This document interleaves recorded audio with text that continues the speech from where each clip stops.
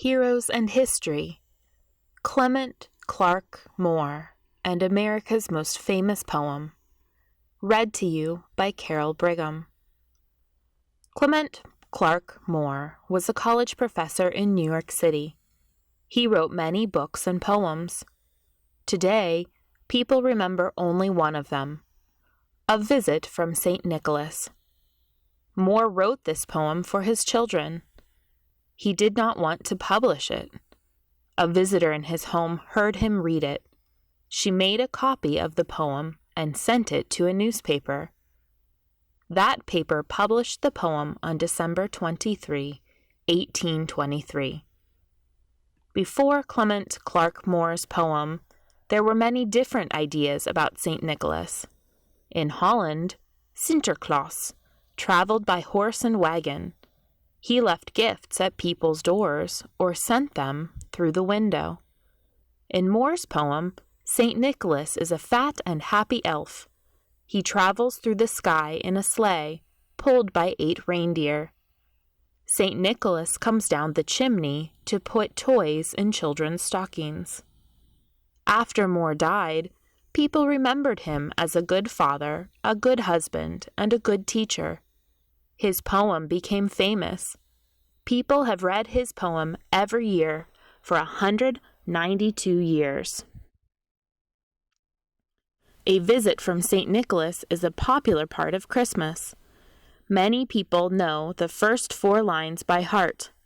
Some people memorize the whole poem. A Visit from St. Nicholas by Clement Clarke Moore. 'Twas the night before Christmas, when all through the house not a creature was stirring, not even a mouse. The stockings were hung by the chimney with care, in hopes that St. Nicholas soon would be there. The children were nestled all snug in their beds, while visions of sugar plums danced in their heads. And Ma in her kerchief and I in my cap had just settled our brains for a long winter's nap. When out on the lawn there arose such a clatter, I sprang from my bed to see what was the matter. Away to the window I flew like a flash, tore open the shutters and threw up the sash. The moon on the breast of the new-fallen snow gave the luster of midday to objects below. When what to my wondering eyes should appear but a miniature sleigh and 8 tiny reindeer, with a little old driver so lively and quick, I knew in a moment it must be Saint Nick. More rapid than eagles his coursers they came, and he whistled and shouted and called them by name.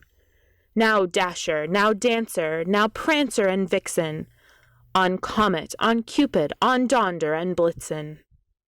To the top of the porch, to the top of the wall, now dash away, dash away, dash away all. As dry leaves that before the wild hurricanes fly, when they meet with an obstacle mount to the sky. So up to the housetop the coursers they flew, with the sleigh full of toys, and St. Nicholas too. And then in a twinkling I heard on the roof the prancing and pawing of each little hoof. As I drew in my head and was turning around, down the chimney St. Nicholas came with a bound. He was dressed all in fur, from his head to his foot, and his clothes were all tarnished with ashes and soot. A bundle of toys he had flung on his back, and he looked like a peddler just opening his pack. His eyes, how they twinkled, his dimples, how merry. His cheeks were like roses, his nose like a cherry. His droll little mouth was drawn up like a bow, and the beard of his chin was as white as the snow. The stump of a pipe he held tight in his teeth, and the smoke it encircled his head like a wreath. He had a broad face and a little round belly that shook when he laughed like a bowl full of jelly. He was chubby and plump, a right jolly old elf, and I laughed when I saw him in spite of myself.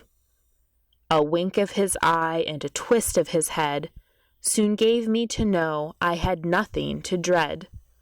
He spoke not a word, but went straight to his work, and filled all the stockings, then turned with a jerk, and laying his finger aside of his nose, and giving a nod, up the chimney he rose.